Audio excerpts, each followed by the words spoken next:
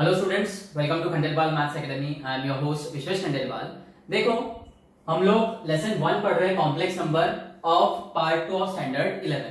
इससे पहले जो 2 वीडियोस है उसमें हम अलजेब्रा ऑफ कॉम्प्लेक्स नंबर्स देख चुके हैं, जिसमें हमने addition, subtraction, multiplication and division of complex numbers देखा अलॉन्ग विद देयर प्रॉपर्टीज। अभी हमें कुछ डिफरेंट टाइप्स ऑफ ऑपरेशंस देखना है under the same heading algebra of complex number. और वो 2 चीजें हमें देखना है, एक तो इक्वालिटी ऑफ कॉम्प्लेक्स नंबर्स और दूसरा है conjugate of complex numbers.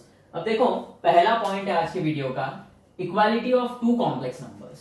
Okay, अब देखो 2 complex numbers z1 is equal to a plus ib and z2 is equal to c plus ib।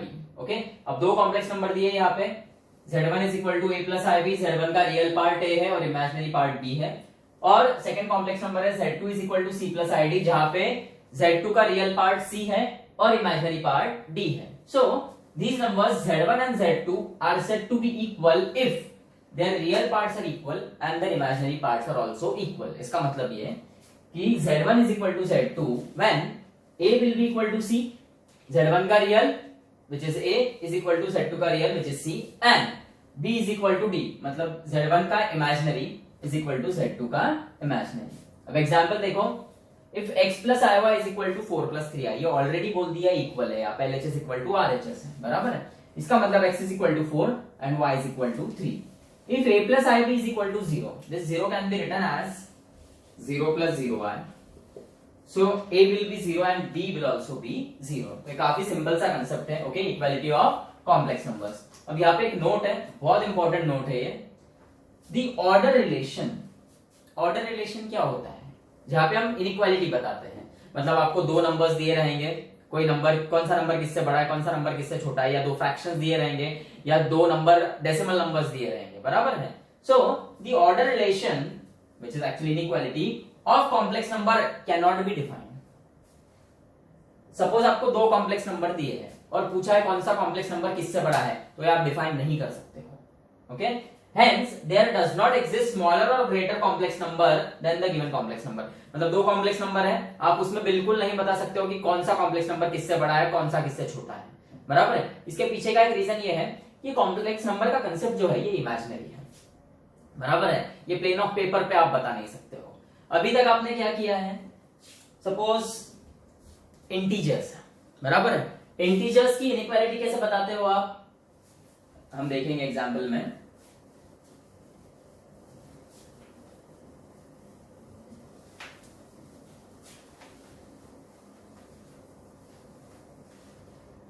अब सपोज ये 2 नंबर है 4 और 6, बराबर है।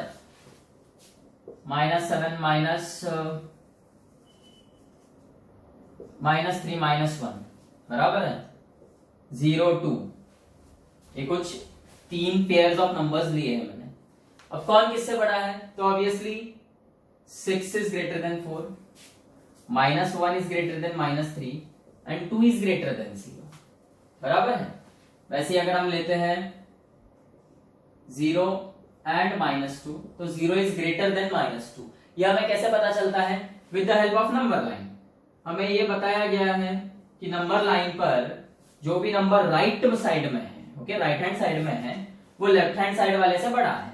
जैसे ये 0 1 2 3 4 5 6, ये -1 -2 -3 -4 -5। ओके, हमें बताया गया है कि जैसे 4 और 6 है, सो 6 4 के राइट साइड में है, तो 6 इज ग्रेटर देन 4। -3 और -1 में -1 is on the right side of -3, so -1 is greater than -3। 0 और 2 में देखो 2 is on the right hand side of 0, तो 2 इज ग्रेटर देन 0। ऐसे 0 और -2 आप देखोगे तो 0 is on the right hand side of -2, इसलिए 0 is greater than -2। So integers के बीच का जो ऑर्डर रिलेशन है वो हमें नंबर लाइन के थ्रू पता चलता है। वही फ्रैक्शंस के बीच का अगर ऑर्डर रिलेशन आपको देखना है, जैसे 2/3 है और 4/7, ओके, सो इनके बीच में कौन बड़ा है कौन छोटा है, ये देखने के लिए हम क्या करते हैं, एक तो इनके डिनोमिनेटर सेम करते हैं। 2 तरीके हैं, जैसे 3 और 7 का एलसीएम क्या होता है 21, तो इसको 21 करो, तो ये 3 को मल्टीप्लाई करना पड़ेगा 7 से, तो ऊपर भी 7 से मल्टीप्लाई करेंगे हम, और यहाँ पे 21 करना है तो इसे 3 से मल्टीप्लाई करेंगे, तो ऊपर भी 3 से। ये 14/21 होगा और ये 12/21, जिसका न्यूमरेटर बड़ा है वो बड़ा रहेगा, मतलब 14/21 is greater than 12/21, that is 14/21 यहां से आया है, मतलब 2/3 इज ग्रेटर देन 4/7। ये एक तरीका है। दूसरा तरीका क्या होता है? दूसरा तरीका ये है कि ये 2 into 7 आप करो, ओके, 2 यही साइड रहेगा, 7 इधर जाएगा, और 4 into 3 होगा। तो 2 7 जा 14 और ये 3 4 जा 12, 14 इज ग्रेटर देन 12, मतलब 2/3 is greater than 4/7। So fractions के बीच का अगर ऑर्डर रिलेशन आपको फाइंड करना है तो ये दो तरीके हैं आपके पास, बराबर है। वैसे ही अगर दो नंबर्स है डेसिमल पॉइंट में दिए हैं तो उसका भी ऑर्डर रिलेशन हम फाइंड कर सकते हैं, लेकिन दो कॉम्प्लेक्स नंबर आपको दिए हैं तो उनके बीच में हम ऑर्डर रिलेशन फाइंड नहीं कर सकते। मतलब कौन सा नंबर कौन सा कॉम्प्लेक्स नंबर कौन सा दूसरे कॉम्प्लेक्स नंबर से बड़ा है या कौन सा किससे छोटा है कॉम्प्लेक्स नंबर के डोमेन में, वो हम नहीं बता सकते हैं। Okay, so coming to the next point which is conjugate of complex number. अब देखो, ऐसा पहली बार नहीं हो रहा है कि आप कॉन्जुगेट सीख रहे हो, आप रियल नंबर के डोमेन में भी कॉन्जुगेट क्या होता है वो सीख चुके हो, पर रियल नंबर के डोमेन में जो आपने कॉन्जुगेट सीखा और जो कॉम्प्लेक्स नंबर में आप कॉन्जुगेट सीखोगे इसमें थोड़ा सा एक डिफरेंस रहने वाला है। ओके, अब देखो, the conjugate of a complex number z is equal to a plus ib is defined as a minus ib। a plus ib का कॉन्जुगेट रहेगा a minus ib and is denoted by z bar. Okay, z जो है आपका उसका conjugate is denoted by z bar, और देखो कैसे आता है वो, z is equal to a plus ib, तो z bar is a minus ib। अब कुछ एग्जांपल्स है यहाँ पे, ये देखो, उसके बाद मैं आपको दोनों में कंपैरिजन बताता हूँ, कॉन्जुगेट ऑफ कॉम्प्लेक्स नंबर में और कॉन्जुगेट ऑफ रियल नंबर्स में। अब देखो, z इज 3 प्लस 2i, तो उसका कॉन्जुगेट z बार हो जाएगा 3 minus 2i। If z is minus 1 plus i, then z bar will be minus 1 minus i। If z is 4i, सिर्फ 4i है, तो उसका कॉन्जुगेट हो जाएगा माइनस 4i, लेकिन z है सिर्फ 4, तो उसका कॉन्जुगेट 4 ही रहेगा। इससे आपको एक बात साफ होती है, यहां पर तो भी ये जो दो एग्जांपल्स है लास्ट वाले, थर्ड और फोर्थ एग्जांपल, इसमें एक बात साफ होती है कि कॉन्जुगेट लेते वक्त आप सिर्फ और सिर्फ इमेजिनरी पार्ट का साइन चेंज करोगे, बराबर है। जैसे यहाँ पे 4 आया था, ये जो कॉम्प्लेक्स नंबर है, ओके, इसमें रियल पार्ट नहीं है, इसमें सिर्फ इमेजिनरी पार्ट है, तो उसका साइन चेंज हुआ, 4 आएगा, जो कॉम्प्लेक्स कॉन्जुगेट है वो माइनस 4 आया होगा। लेकिन देखो z इज इक्वल टू 4, ये एक प्रकार से रियल नंबर हो गया, ओके, एक प्रकार से रियल नंबर हो गया, और इसका कॉन्जुगेट लेते वक्त कोई साइन चेंज नहीं होगी। अब देखो, यही रियल नंबर्स के जब आपने कॉन्जुगेट देखे थे, फिर वो भले ही रैशनल नंबर्स के हो या इरैशनल नंबर्स के हो, कॉन्जुगेट का डेफिनेशन हमारे लिए क्या था रियल नंबर्स में, कि बायनोमियल दिया जाएगा। बायनोमियल मतलब ये a plus B, where a b they belongs to real numbers, कोई भी रियल नंबर्स हो सकते हैं। सपोज 2 प्लस 3 का कॉन्जुगेट अगर मैंने आपको पूछा तो आप बोलोगे 2 माइनस 3, माइनस 2 प्लस 3 का माइनस 2 माइनस 3। मतलब रियल नंबर्स में कॉन्जुगेट लेते वक्त ये जो बाइनोमियल है इसमें जो मिडल साइन आती है वो हम चेंज करते हैं बस, ओके। ये जो पहला टर्म आता है इसकी साइन चेंज नहीं करते हैं। देखो, जैसे माइनस 2 था तो माइनस 2 ही रहा, बस ये प्लस 3 था तो ये माइनस 3 हो गया। इनकेस अगर आपको माइनस 2 माइनस 3 का कॉन्जुगेट पूछा तो वो माइनस 2 प्लस 3 आएगा, बराबर है। अगर किसी ने आपको पूछा 2 का कॉन्जुगेट, पूछा ही नहीं कॉन्जुगेट, बिकॉज रियल नंबर्स में कॉन्जुगेट का कंसेप्ट जो है वो बाइनोमियल के लिए है, ओके, जहां दो टर्म्स रहेंगे। सिंगल टर्म के लिए कोई कॉन्जुगेट नहीं है हमारे पास। जबकि यहां पर आप देखोगे 4 आए, ये एक सिंगल टर्म है, ओके, और इमेजिनरी पार्ट है पूरा, सो इसका कॉन्जुगेट हमारे पास अवेलेबल है। 4i का कॉन्जुगेट है माइनस 4i। सो आपको ध्यान में रखना है कि कॉम्प्लेक्स नंबर्स में कॉन्जुगेट लेते वक्त you find the complex conjugate simply by changing the sign of imaginary part. जरूरी नहीं है कि रियल पार्ट दिया ही रहना चाहिए उन लोगों ने। जैसे थर्ड एग्जांपल में देखो, z is equal to 4i है, यहाँ पे रियल पार्ट दिया ही नहीं है, यहाँ पे सिर्फ इमेजिनरी पार्ट है।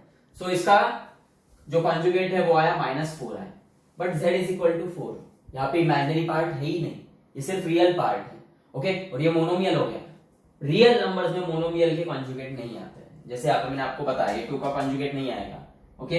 और ये सारे जो रियल नंबर्स है ये बाइनोमियल फॉर्म में होना चाहिए तो इनके कॉन्जुगेट आते हैं, और उसमें भी जो बीच में जो साइन है वो चेंज होती है। ऐसे ही हमने सर्ड्स में देखा है, जैसे अगर माइनस रूट 2 प्लस रूट 3 ऐसा कुछ है तो इसका कॉन्जुगेट आएगा minus root 2 minus root 3, okay. 4 minus root 3 का कॉन्जुगेट आएगा 4 प्लस रूट 3, √3 + 4 का आएगा √3 - 4, बराबर है। सर्ड्स सॉल्व करते वक्त आपने देखा था कि जो बीच वाली साइन है वो चेंज होती। अब देखो यहाँ पे पहला जो एग्जांपल है इसमें दोनों ही सर्ड है। अब यहाँ पे ये एग्जांपल में पहला टर्म सर्ड नहीं है, it is a rational number, ये सर्ड है, रैशनल नंबर है, बराबर है। तो बीच की ही साइन चेंज हुई है। यहाँ पर पहला ही जो टर्म है वो सर्ड है और दूसरा जो है वो रैशनल नंबर है, फिर भी बीच वाले की साइन चेंज हुई, बराबर है। सो जब आप रियल नंबर्स में कॉन्जुगेट लेते हो तो जो आपका बाइनोमियल टर्म है उसमें जो मिडल का साइन है वो ही चेंज होता है, पर कॉम्प्लेक्स में वैसा नहीं है। कॉम्प्लेक्स में सिर्फ और सिर्फ इमेजिनरी पार्ट का साइन चेंज होता है, और अगर इमेजिनरी पार्ट नहीं रहा जैसे फोर्थ एग्जांपल में तो कोई साइन चेंज नहीं होगा। Okay, so now coming to the properties of conjugate of the complex numbers.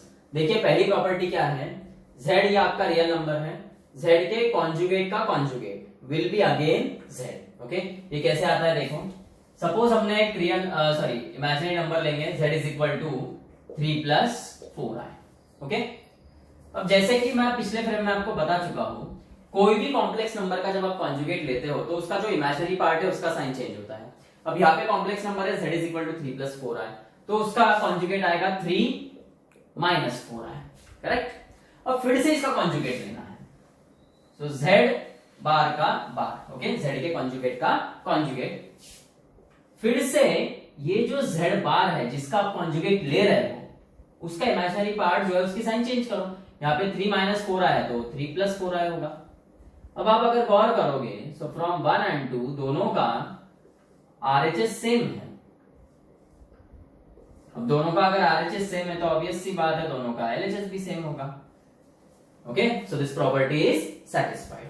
अब आप सेकेंड प्रॉपर्टी देखो, z + z बार, एक कॉम्प्लेक्स नंबर है z और z बार उसका कॉन्जुगेट है, उनका अगर एडिशन करते हैं हम तो जो आंसर आता है that is 2 × real part of z। अब आप देखोगे यहाँ पे ये जो z ये कॉम्प्लेक्स नंबर है, 3 इसका रियल पार्ट है। ओके, रियल पार्ट क्या है 3 और इमेजिनरी पार्ट क्या है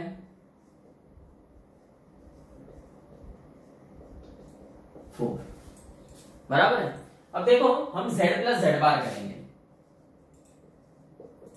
z is 3 + 4i and z bar is obviously 3 - 4i, बराबर। अब दोनों का जब एडिशन करेंगे तो ये +4i - 4i कैंसिल हो जाएगा, तो बचेगा 3 + 3 which is actually 6, which we can write as 2 × 3. So this is 2 × real part of z because 3 क्या है real part of z. Okay, ये आ गया आपका। अब z - z बार करेंगे,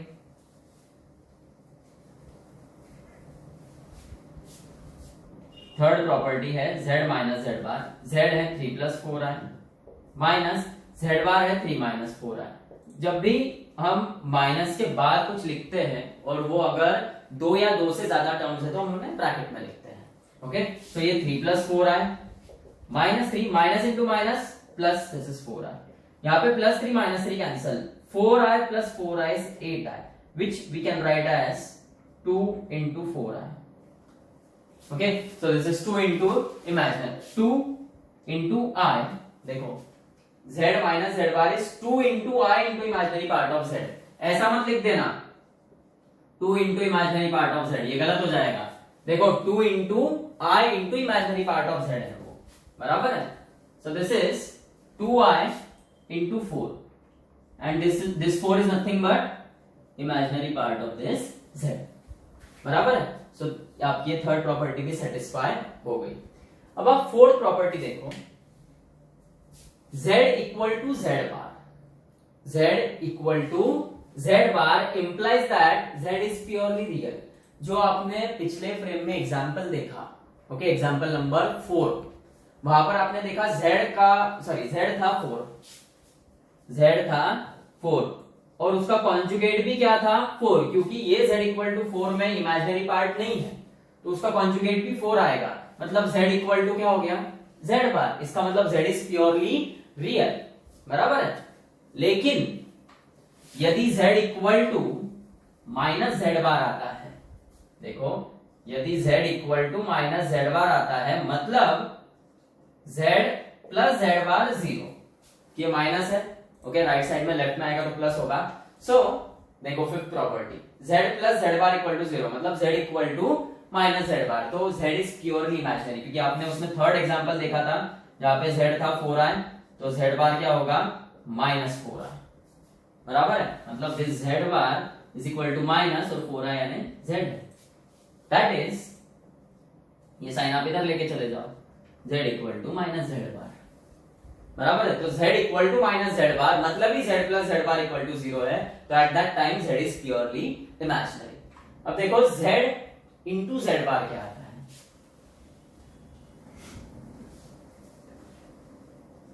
z into Z bar is 3 plus 4i into 3 minus 4i, a plus B into a minus B is a square minus B square, 3 का square 9, 4 का square 16 और i का i square, और i स्क्वायर का value है -1, minus into minus plus. तो जब भी आप एक कॉम्प्लेक्स नंबर और उसके कॉन्जुगेट को मल्टीप्लाई करोगे तो जो वैल्यू आएगी वो हमेशा रियल रहेगी। देखो z into Z bar is real part of z bar का स्क्वायर, देखो plus imaginary part of z bar का स्क्वायर। इन्होंने ऐसा प्लस क्यों लिखा है बीच में, ये डायरेक्ट फॉर्मूला बता दिया इन लोगों ने आपको कि भैया अगर आपको ऐसा कुछ दिया है, सपोज एक कॉम्प्लेक्स नंबर दिया आपको z और आपको पूछा है z इंटू जेड बार क्या होता है, तो आप उतना मल्टीप्लीकेशन ना करते हुए डायरेक्ट ये प्रॉपर्टी यूज करो, रियल पार्ट ऑफ z 3 का रियल पार्ट ऑफ z क्या है 3, उसका square 9 plus imaginary part of z क्या है 4, उसका स्क्वायर 16, आंसर 25। मतलब वो इतने सारे स्टेप्स करने की जरूरत नहीं है, बराबर है। नेक्स्ट प्रॉपर्टी देखो आप, सेवेंथ प्रॉपर्टी। अब देखो जो नेक्स्ट प्रॉपर्टीज है, प्रॉपर्टी नंबर 7, 8, 9 और 10, यहाँ पे दो अलग अलग कॉम्प्लेक्स नंबर्स हैं, ओके। तो हम दो अलग अलग कॉम्प्लेक्स नंबर्स ले लेते हैं। z1 इज 3 प्लस 4i रहने देंगे हम, और z2 2 माइनस 3i। अब देखो यहाँ पे हम z1 बार z2 बार दिख रहा है हमें हर जगह, तो इनके कॉन्जुगेट निकाल लेते हैं। z1 bar is 3 minus 4i, z2 bar is 2 plus 3i। साथ ही साथ z1 प्लस z2 बार, z1 माइनस z2 बार और z1 इंटू z2 बार है, तो इनका एडिशन भी ले लेते हैं। z1 प्लस z2 क्या आएगा, देखो z1 plus z2 is 3 plus 4i plus 2 minus 3i, 3 plus 2 5, 4i minus 3i, it will be only i। अब z1 minus z2, z1 is 3 plus 4i minus, मैंने आपको पहले ही बताया माइनस के बाद जब आप लिखते हो कुछ तो दो या दो से ज्यादा टर्म्स रहे तो ब्रैकेट में लिखो। z2 is 2 minus 3i, so this is 3 plus 4i, minus 2 minus into minus, this is plus 3i, 3 minus 2 is 1, 4 plus 3 this is 7i, बराबर है। और अब z1 into z2 भी निकाल लेते हैं, या फिर ये रहने देते 2 मिनट, स्पेस कम हो जाएगा। हाँ, पहले प्रॉपर्टी नंबर 7 और 8 पे गौर करते हैं। प्रॉपर्टी नंबर 7 में क्या बोला हम लोगों ने, z1 plus z2 bar is z1 bar plus z2 बार, बराबर है। अब दोनों को हम साइमल्टेनियसली सॉल्व करेंगे, LHS RHS को। z1 प्लस z2 बार मतलब 5 प्लस i का बार, z1 बार क्या है 3 माइनस 4i प्लस z2 बार क्या है 2 प्लस 3i। देखो ये वैल्यू सेम आता है क्या, 5 प्लस i का कॉन्जुगेट 5 माइनस i रहेगा, और this will be 3 plus 2 5 minus 4 plus 3 is minus 1, so this will be minus I, correct है, okay। property number 7 is satisfied। अब property number 8,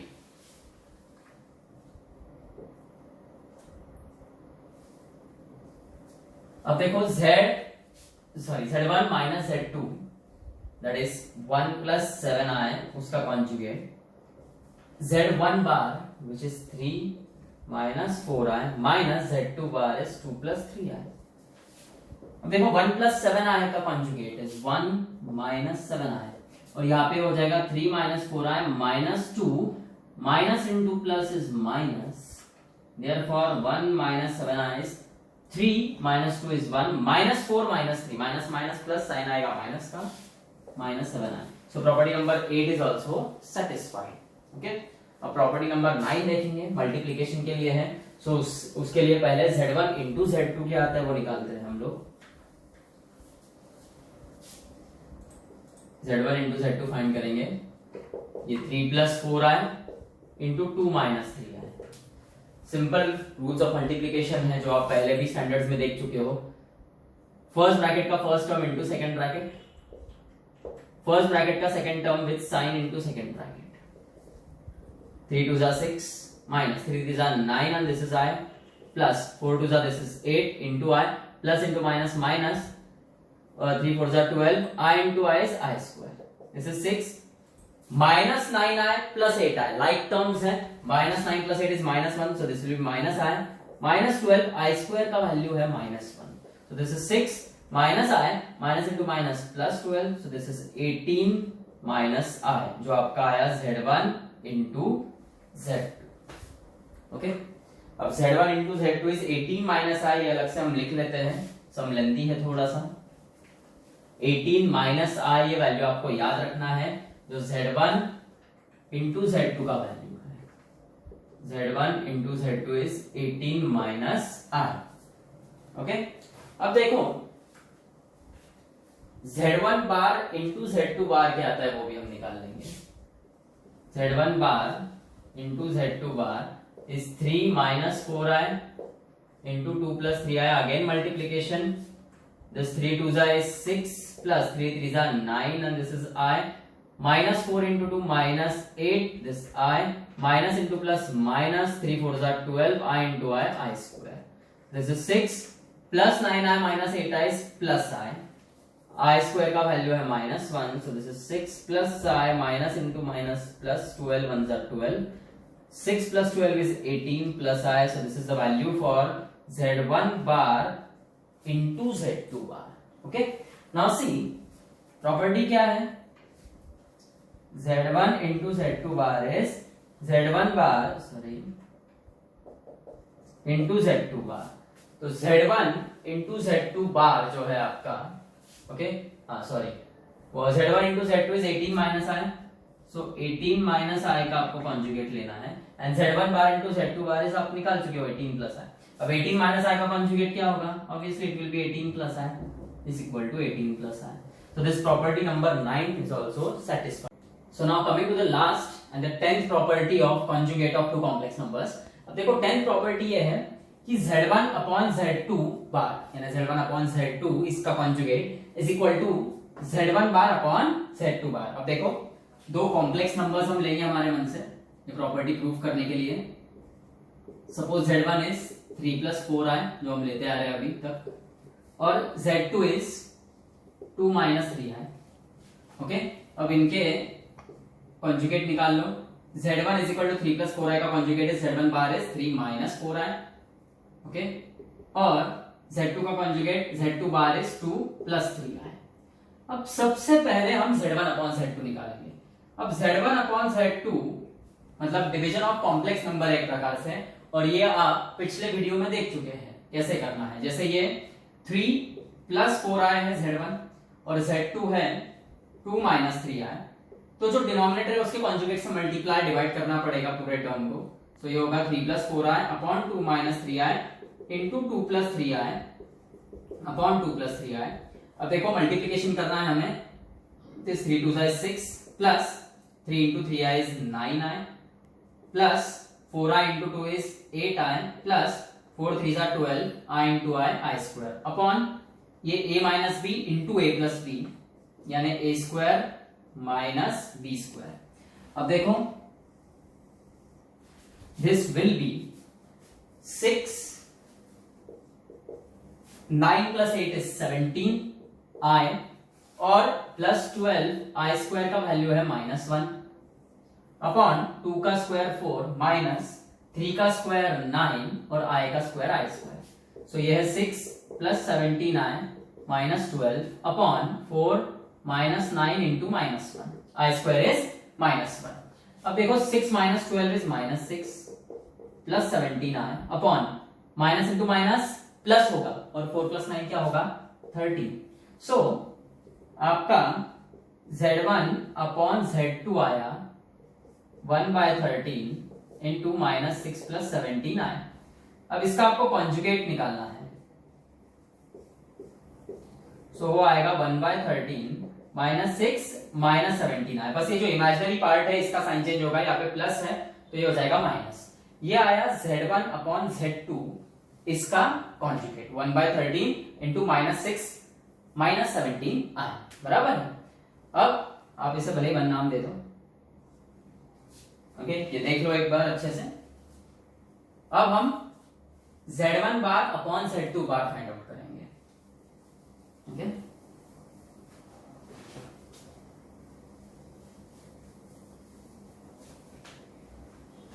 अब देखो Z1 bar upon Z2 bar, Z1 bar is 3 minus 4i and Z2 bar is 2 plus 3i. Again, this is the division of two complex numbers. So this is 3 minus 4i upon 2 plus 3i into 2 minus 3i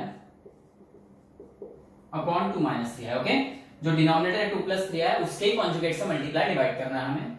3 2 is 6, 3 into minus 3i is minus 9i, minus 4i into 2 is minus 8i, minus into minus plus 4 3 is 12, I into I is I square.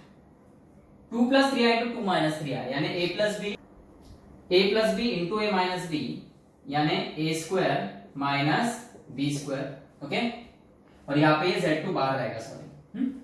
अब देखो ये है 6 minus 9i minus 8i is minus 17i plus ये है 12, I square का value -1 upon 2 का square 4 minus 3 का square 9 और i का i स्क्वायर। यहाँ पे माइनस को प्लस मत कर देना, ये स्क्वायर माइनस के लिए नहीं है, सिर्फ 3i के लिए है, ओके।